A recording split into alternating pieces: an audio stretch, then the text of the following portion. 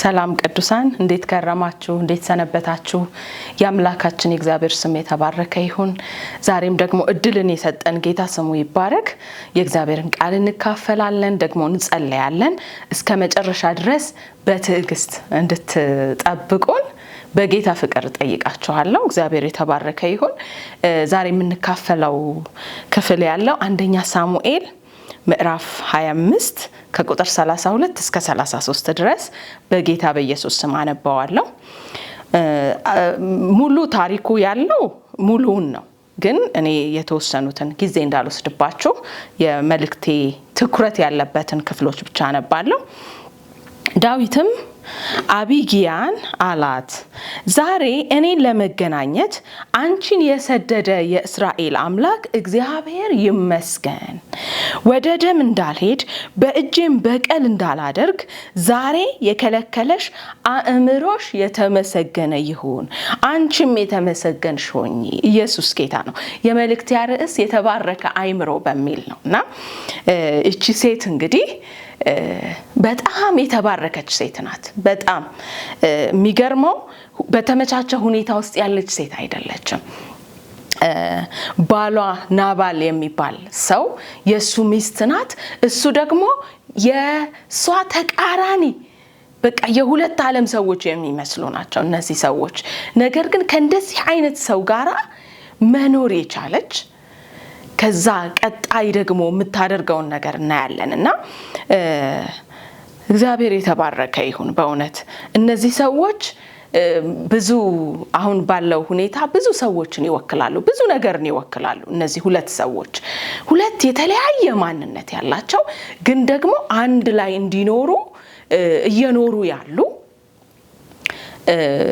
በእንደዚህ አይነት አሁን ለምሳሌ ሀገርን ልናይ እንችላለን የአንድ ሀገር ዜጎች ሆነው የተለያየ አይነት ማንነት ያላቸው ነገር ግን እንዴት ነው አብረው የሚኖሩት እንደገና በትዳር ውስጥ የሆነ ድርጅት ውስጥ በቤተ ክርስቲያን በአጥቢያ ውስጥ በህብረት ውስጥ እንደዚህ አይነት ሰዎች አሉ ልክ እንደ ናባል አይነት ሰዎች አሉ ደግሞ እንደ አቢጊያ ያሉ ሰዎች አሉና እነዚህ ሰዎች ይውላችሁ ህብረት ውስጥ ሲሆን ለምሳሌ አንዲት አጥቢያ ውስጥ ሲሆን በትዳር ውስጥ በቤተሰብ ውስጥ ሲሆን በሆነ መስሪያ ቤት ውስጥ ሲሆን እንትኑ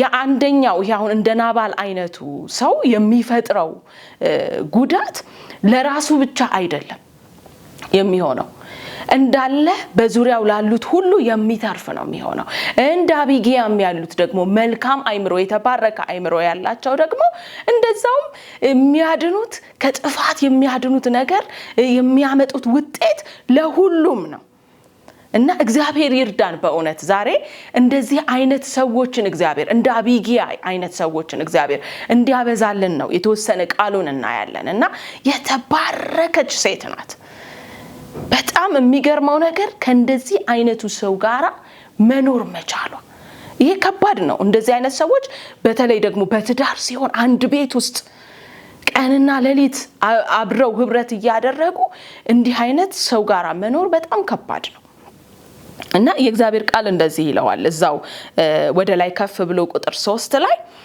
የሰውየውም ስም ናባል ይባላል የሚስቱም ስም አቢጊያ ነበር የሴቲቱም አእምሮ ታላቅ መልኳም የተዋበ ነበር ሰውየው ግን ይላል ኢየሱስ ጌታ ነው ሰውየው ግን ባለጌ ነበር እንግዲህ እግዚአብሔር ቃል ነው የሚለን ሰውየው ግን ባለጌ ነበር ከዛስ ግብሩም ክፉ ነበር ይላል ሴትየዋን የሴቲቱ አእምሮ ታላቅ ይለዋል የአዲሱ ትርጉም ላይ አስተዋይ ይላታል አስተዋይ ሴት መልኳም የተዋበ ይላል ሰውየውንስ ይሄ ባለጌ የሚለው ምግባረ ብልሹ ሰው ነበር ይለዋል እና እንደዚህ አይነት ሰዎች አብረው እየኖሩ ነበር ኢየሱስ ጌታ ነው እንግዲህ እንደዚህ አይነት ሰው የሚገርማችሁ አሁን እንደ ናባል አይነቱ ሰው በኃላፊነት ደረጃ ላይ ያለ ሊሆን ይችላል የሆነ ድርጅት እየመራ ሊሆን ይችላል ቤተ ክርስቲያን እየመራ ሊሆን ይችላል ወገኖቼ ባል ሊሆን ይችላል ልክ እንደ ናባል እና ናባልን ምን ይለዋል በጣም እጅግ ባለጸጋ ሰው ነበረ በስሩ የሚያስተዳድረው ብዙ ሎሌዎች ነበሩት እንዲሁም ሚስት አለችው በስሩ ያለች ሀብት ንብረት ያለው ሰው ነው ኃላፊነት እጁ ላይ ያለ ሰው ነው ነገር ግን ባለጌ ነው ይለዋል በምግባሩም ብልሹ ነው እና የሚያመጣውን ጉዳት አይታችሁታል ይሄ ሁሉ ሰው ከስሩ ያለውን ሰው ሁሉ ነው እሱ የሚያመጣው ጉዳት አፌክት የሚያደርገው ተጽዕኖ የሚያደርግበት ይሄ ሁሉ ሰው ነው የሚጎዳው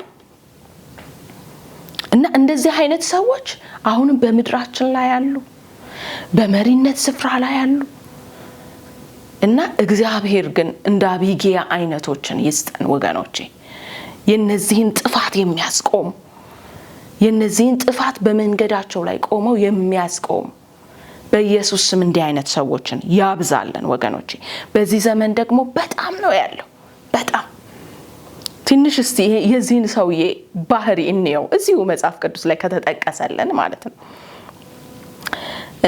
ባለጸጋ ነበር ብያችኋለሁኝ የነበረበት ኃላፊነት አለው በስሩ ብዙ ሎሌዎች አሉት ሀብት ንብረት አለው ታላቅ ሰው ነው ይለዋል ግን ባለጌ ነው ባለጌ በተለይ በንግግሩ ይሄ ሰውዬ ይሄ ብልግናው በንግግሩ የሚገለጥ ነበር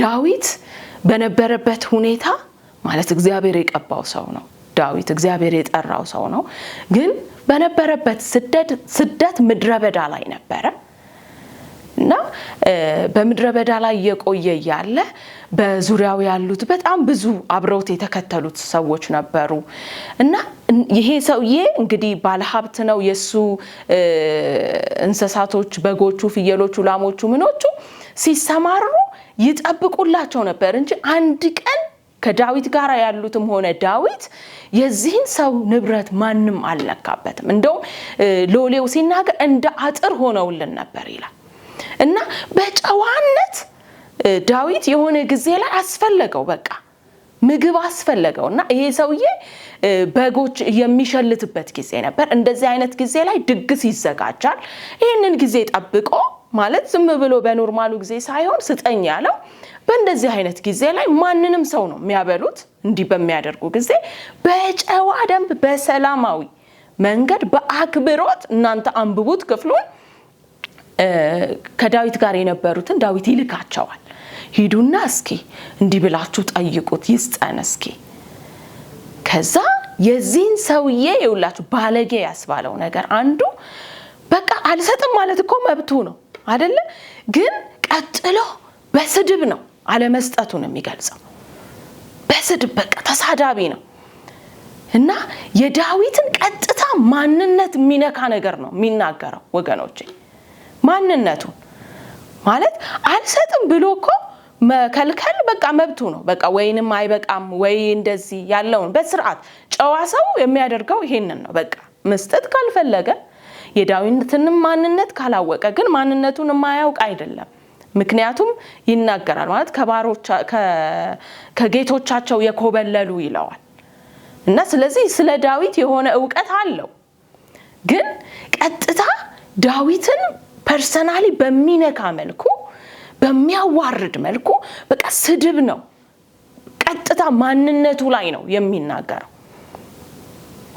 እና ዳዊትን ሲያስቆጣው እናያለን ይሄ ነገርና አሁንም በነገሮቹ ላይ መነጋገር የማይችሉ ግን ቀጥታ በሰዎች ማንነት ላይ በሰዎች ዘር ላይ ወይንም ባላችሁ የኢኮኖሚ አቅም ወይ የሆነ እናንተ ጋር ባለው ድክመት ማለት ከጉዳዩ ውጪ በሆነ እንደዚህ ሄዶ የሰውየው ማንነት የሚነኩ እንደዚህ አይነት ሰዎች በጣም ምድራችን ላይ ያሆናሉ በመሪነት ስፍራ ላይ ሊሆኑ ይችላሉ በቤተ ክርስቲያን በዙሪያችን ባሉ በሆነ በድርጅት ውስጥ በኃላፊነት ሊሆን ይችላል እና በነገሩ ላይ ከመነጋገር ይልቅ ማንነታችሁን ዘራችሁን ሊሆን ይችላል የሚነካ ነገር እንዲህ አይነት ነገር ውጤቱ ደም መፋሰስ መገዳደል መጨራረስን ነው የሚያመጣው ጥላቻን ነው የሚያመጣው እና እንዲህ ነገር የሚቆሰቁስ በቃ ባለጌ ያስባለው ነገር አንዱ ይሄ ነው አልሰጥም ብሎ መመለስ ይችላል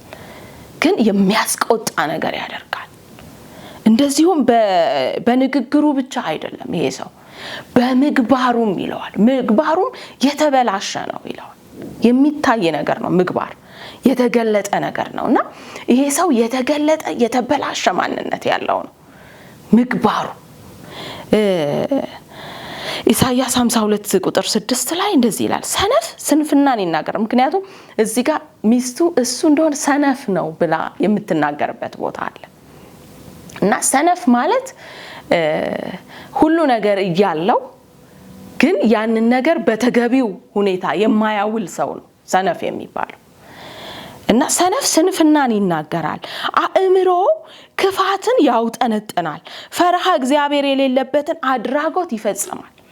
አሁን እዚህ ጋር ምግባረ ብልሹ ያስባለው ነገር አንድም ይሄ ነው። ንግግሩ አእምሮ በቃ ይሄ በክፋት የተሞላ ሰው እንደሆነ ነው።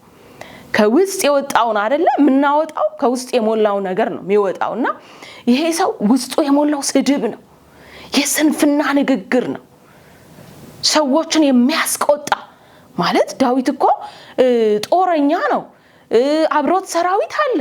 ይሄንን የማያገናዝብ ይሄ ሰው መጥቶ የሆነ ነገር ቢያደርግብኝ ብሎ የማያስብ ነው። ያለ ማስተዋል ንግግር ነው የሚናገረው። ማለት ዝም ብሎ ሰውን አይደለም፣ ሰይፍ የታጠቁ ሰራዊት የያዘን ሰው ነው እኮ በእንደዚህ አይነት በስንፍና ቃላት የሚናገረው። እና ፈርሃ እግዚአብሔር የሌለበትን አድራጎት ይፈጽማል፣ በእግዚአብሔር ላይ የስህተት ቃል ይናገራል ይልና ለተራበ ምግብ ይከለክላል፣ ለተጠማ ውሃ አይሰጥም። እነ ዳዊት በዚህ አሁን በተራቡበት ጊዜ ነው፣ ባስፈለገው ጊዜ ነው የሄደው። እና ይሄ ቃል በደንብ ይገልጽልናል ይሄ ሰው ያለበትን ሁኔታ። እንደገና ከብላቴኖቹ አንዱ ለናባል ሚስት አሁን ልክ እንዲህ ሲያደርግ በቃ እንግዲህ በግድ እንትን አይሉ ዳዊት ልኳቸው የመጡት ሰዎች ተመለሱና ወደ ዳዊት ሄዱ። ከዛ ቶሎ ብሎ የራሱ የናባል ሎሌ ወደ ሚስቱ ወደ አቢግያ በቃች የታወቀች ናት የሆነ ነገር ታደርጋለች ብሏል፣ ያውቃል። ይሄ ሎሌ እንግዲህ በቤታቸው ያለ አይደለ ይህች ሴት ጥበበኛ አስተዋይ እንደሆነች ያውቃል። ቶሎ ብሎ ጥፋት ከመምጣቱ በፊት ወደ አቢግያ ሄዶ ምን ይላታል? ቁጥር 14 ላይ ከብላቴኖቹ አንዱ ለናባል ሚስት ለአቢግያ እንዲህ ብሎ ነገራት፣ እነሆ ዳዊት በምድረ በዳ ሳለ ጌታችንን ሊባርኩ መልእክተኞችን ላከ፣ እርሱ ግን ሰደባቸው።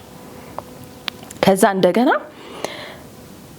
ስለዚህ በጌታችንና በቤቱ ሁሉ ላይ ክፉ ነገር እንዲመታ ተቆርጧልና እርሱ ምናምንቴ ሰው ስለሆነ። አይገርማችሁም? ሎሌው ስለሱ የሚመሰክረው ምናምንቴ ነው፣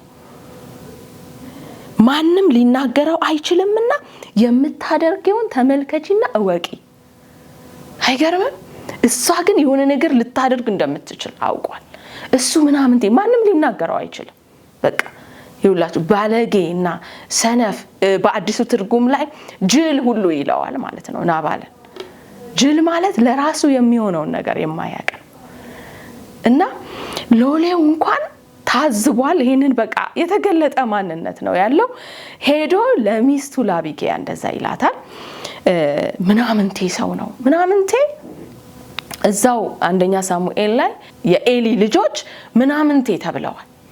ምናምንቴ ካስባላቸው ነገር ውስጥ አንዱ እግዚአብሔርን የማያውቁ ነበር። እና ይሄም ሰው እግዚአብሔርን የማያውቅ ማንነት ያለው ነው ማለት በቃ የተናቀ ነው፣ ምናምንቴ ነው አለውና ማንም ሊናገረው አይችልምና ይሄ ያደረክ ያለው ነገር ልክ አይደለም ብሎ ማንም ሊናገረው አይችልም። በስድብ ወይንም ሌላ አይነት ነገር ይመልሳል ማለት በቃ አይናገሩትም። የተበላሸ ሰው ነው እና ተብሎ በቃ ይሄ የተበላሸ በቃ ማንነቱ የታው በቃ የተተወ አይነት ሰው ነው። ስለዚህ ማንም ሊናገረው አይችልምና በያንቺ ቶሎ የምታደርጊውን አድርጊ ይላታልና ይህች ጥበበኛ ሴት ጊዜ አልፈጀችም፣ ወዲያውኑ ነው ተነስታ። ምክንያቱም ዳዊት ተቆጥቷል፣ ከቤቱ አንድ ወንድ እንኳን ቢቀር ብሎ በቃ ምሏል፣ ተነስቷል። ከዛ ቶሎ ብላ ከሱ ጋራም አልተማከረችም። እናም እቺ ሴት እግዚአብሔር ልቧን ያሰፋላት ጥበበኛ ሴት ናት። ከእንደዚህ አይነት ሰው ጋራ መኖር መቻሏ ራሱ በጣም ልቧ ሰፊ እንደሆነ በቃ ትዕግስተኛ ሴት፣ ይህንን መሸከም የቻለች ሴት ናትና ሄዳ ይህንን ጥፋት እንዴት እንደምታስቆም እናያለን። ፈጣን እርምጃ ነው የምትወስደው። ተነስታ ወዲያውኑ የሚያስፈልገውን ነገር ሁሉ ለነ ዳዊት አስቀድማ በሎሌዎቿ ትልካለች። እሷ ከኋላ ተከትላ ትሄዳለች። ከዛ ለዳዊት ይውላችሁ ዳዊት እንዲቆጣ ያደረገው ነገር አላስፈላጊ የሆነ ያልሆነው ማንነቱን ተናግሮት ነው።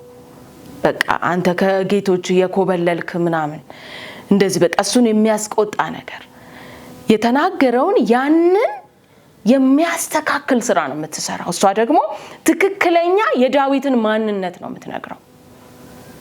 አንተ እኮ የእግዚአብሔርን ጦርነት የምትዋጋ ነህ እና አሁን ቤት የለህ ይሆናል፣ አሁን ምድረ በዳ ላይ ልትሆን ትችላለህ። እግዚአብሔር ግን ነገ የታመነ ቤት ይሰራልሃል። እንዲህ ያለች ቁጣውን እንዴት እንደምታረግም እና የሱን የባሏን ጥፋት ሸፍና አይደለም፣ ነገር ግን የሱን ማንነት ተናግራ እሱ ሰነፍ ነው እንደ ስሙ ነው። ናባል ማለት ሰነፍ ማለት ጅል ማለት ነው ይለዋል ትርጉሙ። እና እሱ እንደ ስሙ ነው። በቃ እሱ ያደረገው ነገር እውነት ነው፣ ልክ አይደለም፣ ግን በኔ ላይ ይቆጠርብኝ ትላለች። የሱ ኃጢያት በኔ ላይ ይቆጠር። ምን አይነት አስታራቂ ሴት ናት እቺ ሴት ወገኖቼ! ተሸክማ የሱን ጥፋት ቆመች በዳዊት ፊት፣ አለዘበችው። ዳዊትን ወደ ትክክለኛ ማንነቱ መለሰችው። አንተ የእግዚአብሔር ሰው ነህ፣ በራስህ በእጅህ መካስ የለብህም። የእግዚአብሔር ሰዎች በቀልን የሚበቀልላቸው ራሱ እግዚአብሔር ነው እና በእጅህማ አትካስ። ይሄንን በደልህን በራስህ ደም አፍስሰህ አትካስ እና አስተካከለችው። ጥበበኛ ሴት። ከዛ ዳዊትም ከጥፋቱ መለሰች እንዲጣልቃ ገብታ። እግዚአብሔር ዛሬም እንደዚህ አይነት ሰዎችን ያብዛልን ወገኖች፣ የሚያስታርቁ በእውነት የሰውን ማንነት እየተናገሩ አላግባብ ማለት በነገሮቹ ላይ በተፈጠሩት ነገሮች ላይ ከመነጋገር ይልቅ ሰውየውን የሚጎዳ ንግግር በማንነቱ በዘሩ ባለው ነገር በድህነቱ በቃ እሱ ላይ ባለው ድካም ሰዎችን የሚያስቆጡ አሁን ምድራችንን ሞልተዋል። ቤተ ክርስቲያንን ራሱ ሞልተዋል ወገኖች። እንደዚህ አይነት በኃላፊነት ስፍራ ላይ ያሉ ሊሆኑ ይችላሉ እና የነዚህን ጥፋት የሚያጠፉ የነዚህን ጥፋት የሚሸፍኑ እንደ አቢጊያ መሐከል ላይ የሚቆሙ ደም እንዳይፈስ የሚከለክሉ። ደም እንዳይፈስ ከለከለች። ይውላችሁ የእግዚአብሔር አጀንዳ ያለበት ሰው ነው ዳዊት እና ከእግዚአብሔር ፍቃድ የሆነ ውጪ የሆነ ነገር እንዳያደርግ በእውነት ከለከለችለት። እና እግዚአብሔር በእንደዚህ አይነት የተባረኩ ሰዎች በእውነት ምድራችንን ያብዛ። እኛንም እንደዛ ያድርገን ወገኖቼ። ይሄን እየሰማችሁ ያላችሁ በእውነት በዘመናችሁ ሁሉ በቃ እንደ አቢጊያ የተባረከ አይምሮ እግዚአብሔር ይስጣችሁ። የሚያስተራርቁ የእግዚአብሔር ልጆች ይባላሉ ተብሎ ተጽፏል። የምታስታርቁ፣ ጥፋትን የምታስቆሙ፣ በመሃል ላይ ገብታችሁ ጥፋትን የምታስቆሙ፣ የምትሰሙ የተባረከ አይምሮ ያላችሁ በኢየሱስ ስም እግዚአብሔር ያድርጋችሁ። ይሄን እየሰማችሁ ያላችሁ ሁሉ በእውነት እግዚአብሔር እንደ አቢጊያ ያድርጋችሁ። ዛሬ በዚህ ቃል ባርካችኋለሁ ወገኖቼ። ብዙ ጥፋት ምድሪቱ ላይ አለ። በቃ ሊያስቆም የጠፋ ማለት ነው። አቢጊያ ፈጥና እርምጃ ወሰደች። አሉ እኮ ብዙዎች እንደ አቢጊያ አይነት ግን እርምጃ ደግሞ የማይወስዱ በቃ ዝም ብለው ቁጭ ብለው የሚያዩ እና እንደነዚህ አይነቶቹ ካልተነሱ እንዴት ሆኖ ጥፋት ይቆማል ወገኖቼ? እና እርስ በርስ ያለ ደም መፋሰስን የሚያስቆሙ በዘር መሐከል ያለ እንደ ሀገር አሁን እንደዚህ አይነት እንደ ናባል አይነቶች ናቸው። እንደዚህ እርስ በርስ አሁን ያለውን ነገር ጥፋትን የሚያስነሱብን ወገኖቼ። እንዲህ አይነትን ደግሞ የሚያስቆሙ እንደ አቢጊያ አይነቶች ያስፈልጉናል። በቤተ ክርስቲያን ብዙ ጥፋት አለ። ብዙ በእውነት እግዚአብሔር እድል ሰጥቷቸው የኃላፊነቱን ስፍራ የያዙ ሊሆኑ ይችላሉ፣ ግን እያጠፉ ያሉ በቃ የሚያደርጉትን የማያውቁ ሰነፍ እረኞች አሉ። እነዚህን የሚያስቆም በእውነት እነዚህን ከጥፋት የሚመልስ እንደ አቢጊያ አይነት እግዚአብሔር ይስጠን። ለቤተ ክርስቲያን ይስጥ፣ ለቤተሰብ ይስጥ። ሰፊ ልብ ያላቸው ከእንደዚህ አይነት ሰዎች ጋር መኖር የሚችሉ እንዴት እነዚህን ሰዎች በቃ ይዘው መቀጠል የሚችሉ ትዳሯ እኮ ነው እቺ ሴት ወገኖቼ። ይህን ሰው ይዛ ስትኖር ነበር። እና እግዚአብሔር መጨረሻ ላይ በቀልን ይበቀላል። ወገኖቼ እንዲህ አይነት ሰዎችን ያብዛልን። እንጸልያለን። ሃሌሉያ። አባት ሆይ እናመሰግንሃለን በጌታ በኢየሱስ ክርስቶስ ስም። እግዚአብሔር ሆይ በእውነት በዚህ እየሰሙ ላሉ ሁሉ ጌታ ሆይ እኔ ጸልያለሁ እንደ አቢግያ ያለ የተባረከ አእምሮ እንድትሰጠን እግዚአብሔር ሆይ የሚያስተራርቅ ጥፋትን የሚያስቆም በትውልድ ፊት የሚቆም እግዚአብሔር ሆይ ደም መፋሰስን የሚያስቆም ልክ ያልሆነውን ነገር እግዚአብሔር ሆይ በመሃል ላይ ገብቶ እግዚአብሔር ሆይ የሚያስተካክል የሚያስተራርቅ መልካም አንደበት ያላቸው እግዚአብሔር ሆይ በእውነት ሰዎችን በስድብ በሰዎች ውስጥ ቁጣን የሚያነሳሱ ሳይሆኑ ትክክለኛ የሰዎችን ማንነት ተናግረው እግዚአብሔር ሆይ ሰዎችን የሚያበረታቱ ወደፊት እንዲሄዱ የሚያደርጉ መልካም እንዲያደርጉ የሚያደርጉ ይቅር እንዲሉ የሚያደርጉ እግዚአብሔር ሆይ የሰዎችን መልካም ማንነት እያነሳሱ እየተናገሩ እግዚአብሔር ሆይ ወደ መልካም መንገድ የሚመሩ እንደ አቢግያ አይነት ሰዎችን እግዚአብሔር ሆይ በመድራችን ላይ እንድታበዛለን እኔ ጸልያለሁ። በኢየሱስ ለቤተ ክርስቲያን እንደዚህ አይነት ሰዎች እንዲሰጡ ጸልያለሁ። በህብረት ሁሉ ውስጥ እግዚአብሔር እንዲህ አይነት ሰዎችን እንድትባርክ እቺ ምድር በአቢግያ አይነት ሰዎች እንድትባረክ እግዚአብሔር መልካም አእምሮ ባላቸው እግዚአብሔር ጥፋትን በሚያስቆም እግዚአብሔር ኃላፊነትን በሚወስዱ የናባልን ጥፋት ወደ ራሷ ተሸከመች። በኢየሱስ ስም እግዚአብሔር እንዲህ ኃላፊነትን በሚወስዱ በኢየሱስ ክርስቶስ ስም እቺን ምድር እንድትሞላት እኔ ጸልያለሁ። ጌታ ሆይ ቤተክርስቲያን በእንደዚህ አይነት ሰዎች እንዲሞሉ ጸልያለሁ። ምድራችን በእንደዚህ አይነት ሰዎች እንድትሞላ ጸልያለሁ። ህብረት ቤተሰብ እግዚአብሔር በእንደዚህ አይነት ሰዎች እንዲሞሉ ጸልያለሁ። እግዚአብሔር ሆይ ደግሞ ለናባሎች ጌታ ሆይ ውስጣቸው በስድብ በክፋት በአመጽ ለተሞሉ እግዚአብሔር ሆይ ማስተዋል እንድትሰጣቸው ከዚህ ማንነት እንድታደናቸው እግዚአብሔር ሆይ በእውነት በመሪነት ስፍራ ላይ ያሉ ሊሆኑ ይችላሉ። ኃላፊነትን የማይወጡ እግዚአብሔር ሆይ እንዲህ አይነት ሰዎችን የሚያስቆጡ ጥፋትን የሚያደርጉ በኢየሱስ ስም እንዲህ አይነት ሰነፍ መሪዎች ሰነፍ እረኞችን በጌታ በኢየሱስ ስም እግዚአብሔር ሆይ ማስተዋል እንድትሰጣቸው በኢየሱስ ስም ልክ የሆነውን ማድረግ እንዲችሉ በጌታ በኢየሱስ ስም እኔ ጸልያለሁ። ልባቸውን እንድታቀና ከክፋት እንድትመልስ እግዚአብሔር ሆይ ከአመጽ አካሄድ እንድትመልሳቸው ከጥፋት መንገድ እንድትመልሳቸው በኢየሱስ ክርስቶስ ስም ማስተዋል እንድትሰጣቸው በጌታ በኢየሱስ ስም እኔ ጸልያለሁ። ነው ክፋት ከዚች ምድር ላይ ይከልከል። አመጽ ደም መፋሰስ በኢየሱስ ስም ይከልከል። ጥላቻ መለያየት ከህብረት መሃል ከቤተ ክርስቲያን በኢየሱስ ስም ይከልከል። በጌታ በኢየሱስ ስም ይከልከል። ጌታው ነው አሁንም እንኳን ሊነድ ያለ የጥፋት እግዚአብሔር ሆይ የአመጽ እሳት እግዚአብሔር ሆይ ትውልድን ሊበላ ያለ በጌታ በኢየሱስ ስም እንዲቆም እኔ ጸልያለሁ። እግዚአብሔር ሆይ የሚያስቆሙትን እንድታስነሳለን አባት ሆይ እለምንሃለሁ በኢየሱስ ክርስቶስ ስም። በናባሎች ምክንያት ጌታ ሆይ ናባል በራሱ ምክንያት በዛ በቤቱ ላይ ጥፋትን አምጥቶ ነበር። ጥፋት ታላቅ መከራ ይለዋል ሎሌው ሊመጣ ያለውን ታላቅ መከራ ተመልከቺ እንዳላት እግዚአብሔር ታላቅ መከራ በቤታቸው ላይ በራሳቸው ላይ በትውልድ ላይ የሚያስመጡትን እግዚአብሔር ሆይ አቤቱ ከክፉ መንገዳቸው ተመለስ ዘንድ እግዚአብሔር ሆይ በኢየሱስ ስም እኔ ጸልያለሁ። እግዚአብሔር ሆይ ምድራችንን እንድትባርክ የትውልዱን አእምሮ እንድትባርክ በኢየሱስ ስም የተባረከ አእምሮ እንድትሰጠን እግዚአብሔር በዚህ እየሰሙ ላሉ ሁሉ ጌታ ሆይ እኔ ጸልያለሁ። አእምሮአቸው የተባረከ ይሁን በማስተዋል በጥበብ ጌታ ሆይ በንግግር ጥበብ እግዚአብሔር ሆይ መልካም በሆነ በንግግር ጥበብ እንድትባርካቸው ጸልያለሁ። መልካም በሆነ በተባረከ አእምሮ እንድትባርካቸው ጸልያለሁ።